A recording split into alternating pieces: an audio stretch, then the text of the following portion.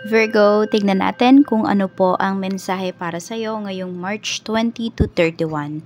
Keep in mind po na ito ay general reading lamang, so hindi po lahat ay makaka-relate.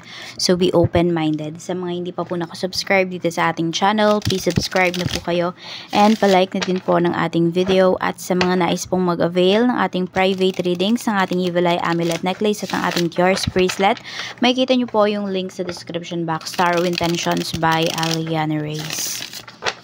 Check natin, okay, kung ano ba ang energy mo this week. Pero bago yan, kung hindi po kayo makaresonate dito, try nyo pong panoorin yung inyong other signs, Sun, Moon, Rising, and Venus. Tingnan natin, Spirit Guide, energy po ni Virgo.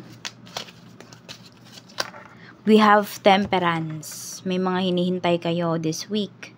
Tignan natin ha kung mas marami ba dito or mas malaki ba yung chance na ma-receive ninyo kung ano man yung hinihintay ninyo. 5 of Swords. Medyo mag-iingat lang po kayo. Meron dito pinapaasa lang kayo towards dun sa hinihintay ninyo. Pwedeng nandoon na talaga.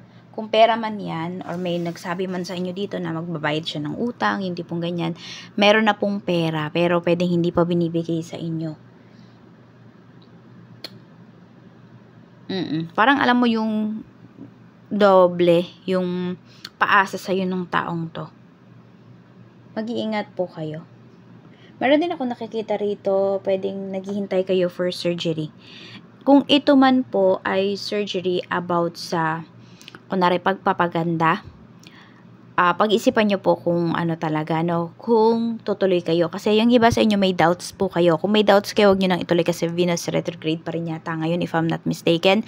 So, double ingat na kapag po kayo ay magpapasurgery dito. Yung iba naman sa inyo, pwedeng magpapakulay kayo ng buhok or magpapagupit kayo, ganyan.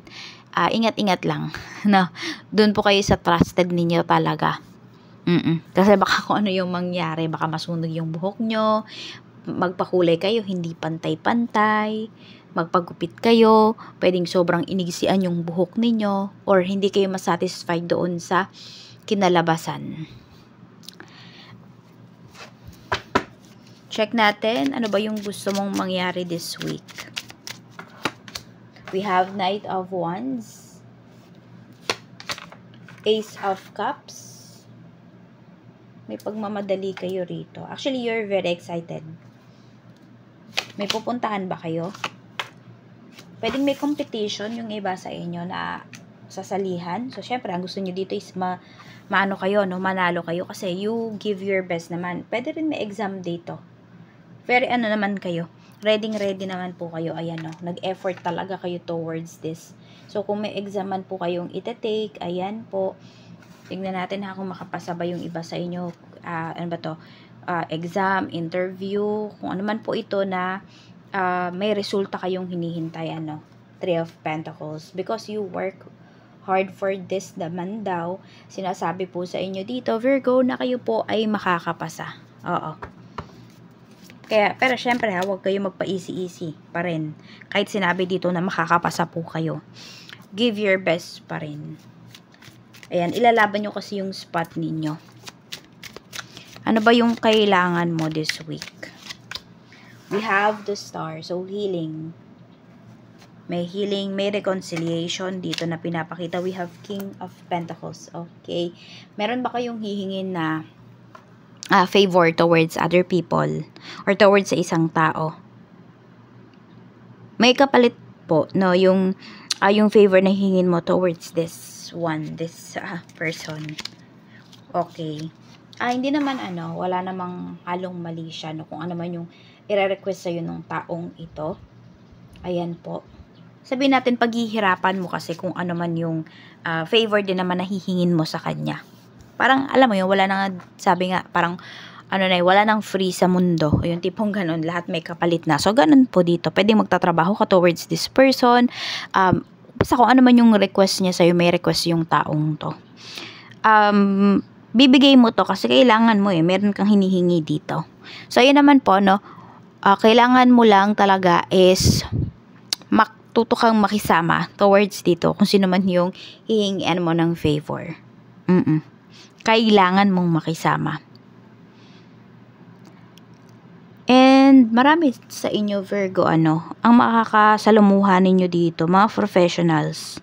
Okay, so what you need talaga is makisama, makinig towards these persons, these people.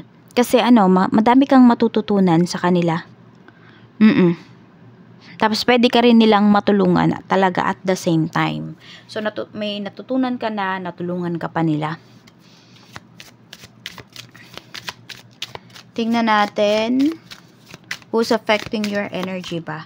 We have Queen of Cups. So may isang babae dito na nakaka-apekto or makaka-apekto siya sa energy mo, sa mga gagawin mo. 9 of Cups. Masaya kasi yung taong to pagdating sa life niya. So, alam mo yung parang, kino-compare niya yung mga nangyayari sa life mo, sa life niya. Sa life niya kasi ngayon, pwedeng magaganda yung mga nangyayari. Sabihin natin, may mga bagay na hindi niya talaga need paghirapan para makuha niya. Yung tipong ganon. So, parang sinasabi niya sa'yo, mag-relax ka lang, ganito, ganyan. So, parang, sa halip na ini-encourage ka niya, na kumilos, parang ginagawa kang tamad nung taong to. Ganon. And wag kang makinig sa kanya. Though, hindi naman talaga sobrang pangit nung gusto niyang mangyari sa'yo. Kaya lang kasi magkaiba kasi kayo ng sitwasyon. And hindi niya yun pwedeng i-compare. At, yung mga ginagawa niyang hakbang, hindi niya yun pwedeng sa'yo, itulak para sa'yo. 'Di ba? Na yun din yung gawin mo. So, magkaiba kasi kayo. So, tingnan natin, near future, ano ba yung pwedeng mangyari? Ano yung pwedeng mangyari? We have Page of Cups. Actually, ayan, may marireceive ka naman dito na good news. Ito yun. Sa lahat to ng pinaghirapan mo, ha? Yung mga bagay na to, yung mga good news na to, sa mga bagay na trinabaho mo talaga. Diyan ka may marireceive na good news. 9 of Pentacles. Kung meron man po kayo ditong hinihintay na malaking pera, ayan po, ibibigay na siya sa inyo. Pero ito kasi ay pinaghirapan nyo rin po. Pwedeng ito ay pension. Meron po dito benefits yan. Kung ano man yan. Kung meron dito may mga investments po kayo. Ayan, na siya, nag-grow na talaga siya. Makukuha nyo na talaga yung kinita po ninyo. Meron ba dito yung sa pag-ibig ba yun? Yan yung iba sa inyo. Could be, yun, MP2, ganun.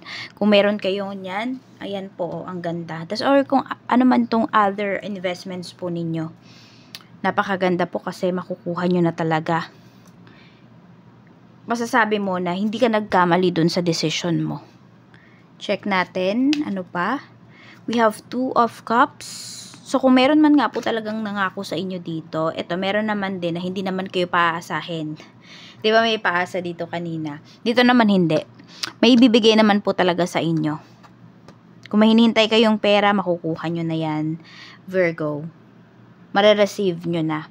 So, ano ba yung challenges mo this week? Queen of Wands. So, this is your energy.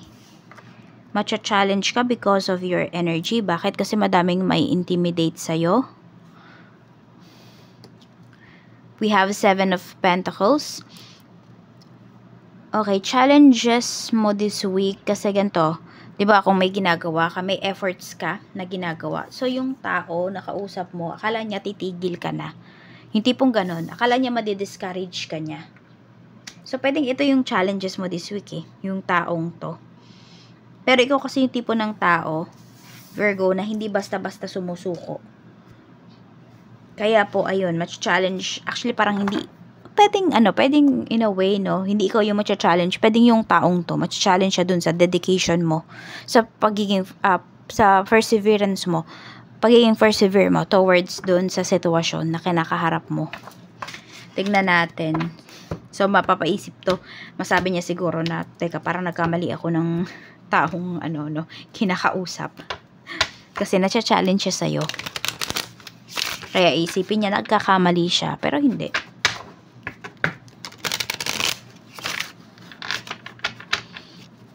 Okay, blessings naman na paparating. Tignan po natin. Ano yung blessings na paparating para sa'yo? Blessings na paparating this week. Meron tayo ditong ocean. So, meron ba dito kaagad kayo, mag-summer getaway yung iba kaagad sa inyo? Ayan po. Meron din dito, mas may express nyo po yung inyong nararamdaman. Alam mo yung mabibigyan ka ng time para sabihin kung ano yung mga dapat mong sabihin. May mga tao dito na readyng makinig sa'yo. Pwede rin, baka meron kayong presentation sa trabaho. Meron kayong report. So, yun po, pwedeng kaya sinasabi dito, masasabi nyo yung mga gusto ninyong sabihin, yung mga dapat nyong sabihin, kasi you will be given a time talaga para gawin po ito, para sabihin ito. Tignan pa natin, we have also gift. So, pwedeng may ma-receive ka na gifts coming from other people. Pwedeng may mga nagko-congratulate sa'yo dito. Yun yung nakikita ko. Kasi pwede nga na may makapasa dito sa interview, may makapasa dito sa exam. Pwedeng lalabas na ba yung resulta? I don't know. Pwede rin meron nakapasa dito sa visa. Yung tipong ganyan po. So, check pa natin. We have purse, wallet. Okay. So, yung iba sa inyo, pwedeng ito yung marireceive ninyong gifts. Baka may magregalo sa inyo ng bag, ng wallet. Meron din po dito. Ayan. Pwedeng, kung ano man yung, sabi natin, spare money po ninyo, pwedeng mapalago nyo pa po yun. Pwedeng may mag-start ng business dito this week. Okay. Message naman sa'yo ng guides mo. Okay, spirit message po. Spirit message natin for Virgo, spirit guide. Spirit message natin for Virgo. We have peaceful resolution. Okay? So, yun pala, may mga sabihin natin, problema naman dito sa life mo na ngayong week naman daw po, masusolusyon na naman siya ng tahimik. Okay? Hindi naman kailangan away, hindi kailangan magsigawan. Ayan po. Merong pagbabago. Meron pong pagbabati na meron nga dito. May pagbabati na pinapakita rito pagdating sa'yo. Some of you, pwedeng ito ay about sa relationship po ninyo. So, kung may tampuhan kayo, may away kayo ng person mo, pwedeng mapag-uusapan po ninyo ito. Pwede rin naman na merong magme-mediator, diba, dito sa pag-uusap ninyo. Pero as much as possible, kung kaya nyo namang pag-usapan na dalawa, kayong dalawa na lang. Mas konti kasi nakakaalam ng problems ninyo pagdating sa inyong relationships, romantic man yan, or sa family, mas magiging okay po yan. Mas mabilis yan magiging okay kasi wala masyadong makikialam. So, check po natin outcome ng week mo. Ano naman ang outcome ng iyong week? Virgo, tignan natin outcome po ng week ni Virgo. We have the Empress. So, alagaan mo yung health mo, mind, body, and soul actually. And always be confident sa mga future ventures mo, sa mga gagawin mo, sa mga decisions mo. And spend time with yourself. Spend time with your family also. Lalo na kung meron kayong mga anak. Baka po napapabayaan nyo na kakatrabaho. I mean, sabihin natin, nakukulang na kayo sa bonding. Yung tipong ganun. I know naman, hindi mo naman pinababayaan sila, Virgo, kasi kung kayo ay nagtatrabaho, di ba, para din naman sa kanila yon. Pero yung bonding ba, okay, yung maramdaman nila yung affection mo, yun yung isa pang importante. So, we have, bottom of the deck natin is we have 5 of Swords, which is kino-confirm ito talaga. Mag-ingat po kayo kasi pwedeng may manloko sa inyo. Meron dito pwedeng binabackstab po kayo. Kung ano-ano yung sinasabi behind your back. Kaya mag-ingat kayo, pwedeng ito din yung tao na yon, di ba? Sabi ko nga, may isang tao dito na nakaka-apekto sa energy mo. Naano ko, ilan ba yun? Okay, so we have this energy naman. This is top of the deck natin. So, we have Queen of Cups. So, follow mo daw yung intuition mo. And, monitor mo yung iba sa inyo. Hindi nyo i-monitor yung high blood pressure po ninyo, yung BP ninyo. Ayan. And also, yung emotions din po ninyo. Control your emotions. So, ayan po yung mensahe para sa'yo, Virgo. At ngayon naman po ay mag-wish na kayo. Dahil wala na tayong kandila ng katuparan, magpa-pray na lang po ako at mag-wish kayo. 3 wishes lang po, okay? So, start na po tayo.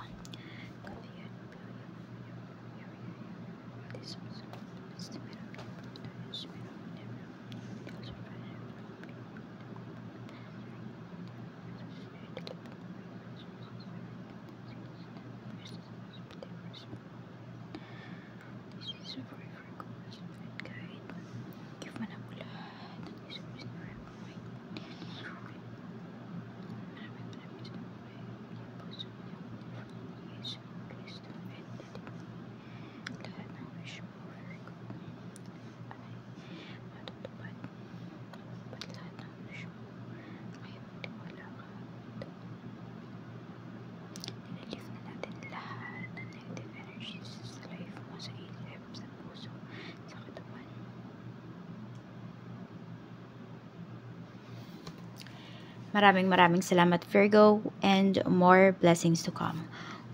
Kung nakaabot po kayo sa part ng video natin na to, do not forget po na mag-comment para sa ating energy exchange.